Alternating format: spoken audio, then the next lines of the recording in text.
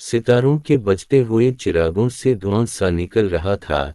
ये सुबह गाजिब का धंधल का और उजाला एक दूसरे में मिल गए थे। सूरज मशरिक के दरीचे से झांकने ही वाला था। माह व अंजुम रात के मुसाफिर रखत सफर बांध कर जाने के लिए तैयार खड़े थे। बिसात शब पलटने वाली थी, इसके महर अभी आप कब को पा रहे थे। सुबह के नरम व खुनक चौनके बड़े जिस्म फरेब होते हैं। बहुत कम लोग इस ख्वाब नशीन से बेदार हो जाना चाहते हैं। बिस्तर की शक्ल सोने वाले का दामन थाम कर कहती हैं कि एकाएक बेवफाई ना करो, अभी दिन कहाँ निकला है। धूप अच्छी तरह फैल जाए तो यहाँ से उठ कर जाना। खूब लुत्फ के साथ करवटें बदलो, अंगड़ाइयाँ लो। हथेलियों से ख्वाब आलूदा आंखें मिलने के बाद भी लेटे रहो। ऐसी जल्दी किया है, कलियों को तो चटक जाने दो। शबनम ने अभी नीमबाज गंजों के मुंह भी पूरे तौर पर नहीं धुलाए। नींद का मजा जागने पर ही महसूस होता है। इस लुत्फ को देखो, अधूरा ना छोड़ देना। आंख खलते ही बिस्तर से फौरा उठ जाने वाले ख्वाब की लज़्ज़त आखिर से महरूम रहते हैं। ये मक्का की सुबह गाजिब थी। लोग ठंडी हवाओं की गोद में सो रहे थे। सुकूत शब पूरी तरह टूटा ना था। किसी किसी रास्ते से ऊँटों के गले की घंटियां बजने की आवाज आ रही थी। मध्यम और बेतरतीब आवाज, जैसे कोई नौ मश्क पुजारी मंदिर में घंटी बजा रहा हो। अहल मक्का के घरों पर नींद की खामोशी छाई हुई थी। इस आलम में बनो हाशिम के तवील वारीज मकान के दरवाजे के पास एक बावकार शख्स सियाह कंबल पर दीवार से कमर लगाए बैठा था। वो गहरी सोच में डूबा हुआ था। इसके माथे पर सलूटें जल्द जल्द उभरती और फिर फैल जाती। फिक्र व एहसास के बार ने इसके पोटों को बोझल बना दिया था। इसकी आंखों में कभी चमक पैदा होती और कभी अंधेरा। ख्यालात शाख दर शाख होते चले जा रहे थे। वो एक बार की खड़ा हुआ और सहन में तेज तेज टहलने लगा। खूब धूप फैल चुकी थी। अब वो कबीस की चोटियों पर सूरज की शाम ने सुनहरे शेर लिख दिए थे। परिंदे चहचहा रहे थे, बकरियां ममी रही थीं और बलबला रहे थे। मगर ये शख्स अपने ख्यालात में मुस्तग़रिक़ था। गौर व फिक्र की शिद्दत ने सुबह के हंगामे से उसे बेखबर बना दिया था। घर के लोग उसके तरफ हैरत व तजस्सुस की निगाह से देख रहे थे। कहीं बनो उमैया से किसी बात पर झगड़ा तो नहीं हो गया। बनो हाशिम के जानिशीनों की तलवारों को नयम से तो बाहर आना ना पड़ेगा। शायद जो ऊँटों पर असबाब तिजारत आ रहा था, कहीं वो तो नहीं लट गए। हज का जमाना करीब आ रहा है, शायद उसके इंतजाम के लिए ये सोच विचार हो रहा है। अब्दाल मतलब को इतना फिक्रमंद तो कभी नहीं देखा गया। आज ये दारालिंदु भी नहीं गए। कुरैश के सरदार उनके मुंतजिर होंगे। सब लोग अपने अपने ख्याल के मुताबिक क़ियास सराइयां कर रहे थे। अब्दाल मतलब से बात करने की किसी को जुर्रत ना होती थी।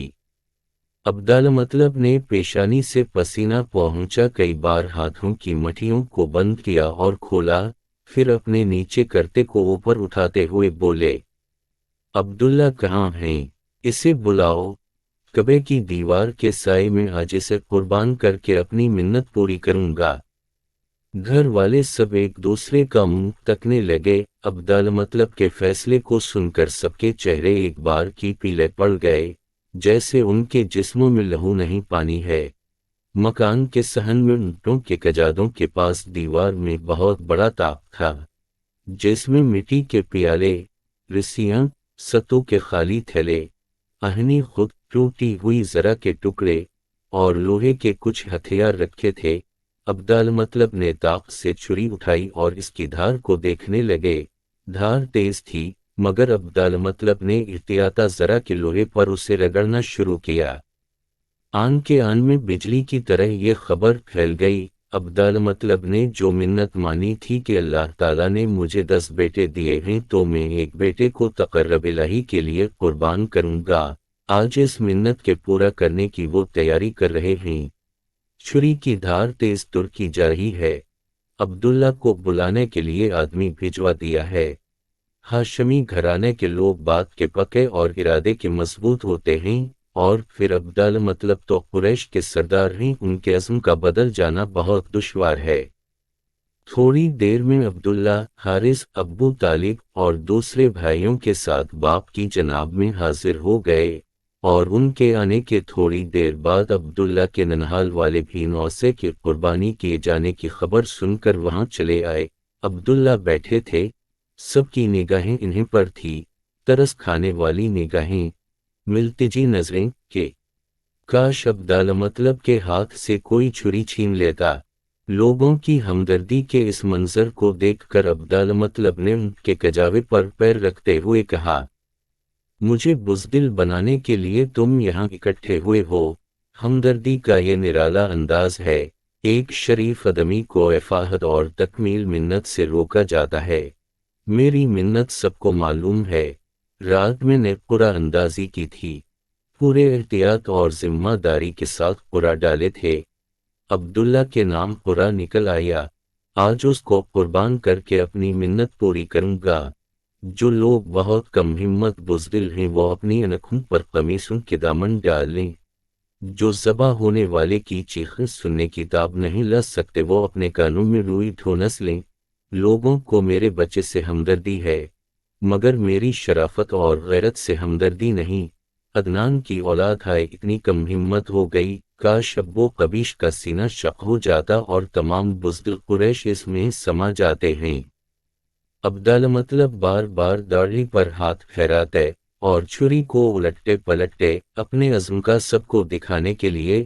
عبداللہ کے ننہال کے لوگ اور سب سے بڑھ کر ابو طالب درمیان میں اگائے کہ ایسا نہیں ہو سکتا، ہم یہ کام نہیں ہونے دیں گے، پہلے ہماری گردنوں پر چھری پھیر دو، پھر عبداللہ کے جسم کو ہاتھ لگانا۔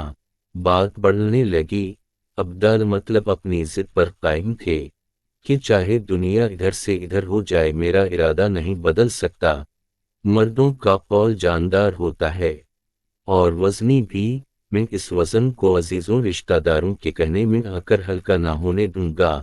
مجھے اللہ نے اپنی مہربانی سے 10 بیٹے دیے ہیں، ایک بیٹا جاتا رہے گا تو کیا ہو جائے گا، پھر منت کا پورا کرنا ہر محبت اور تعلق سے بڑھ کر ہے۔ سخت کشمکش کی نوبت ہو گئی، دونوں طرف سے کوئی بھی اپنی بات سے ذرہ برابر ہٹنے کے لیے تیار نہ تھا۔ ایک ہاتھ میں چھری تھی اور دوسری جانب سے دسیوں سینے عبداللہ کے سامنے سپر بننے کے لیے آمادہ تھے۔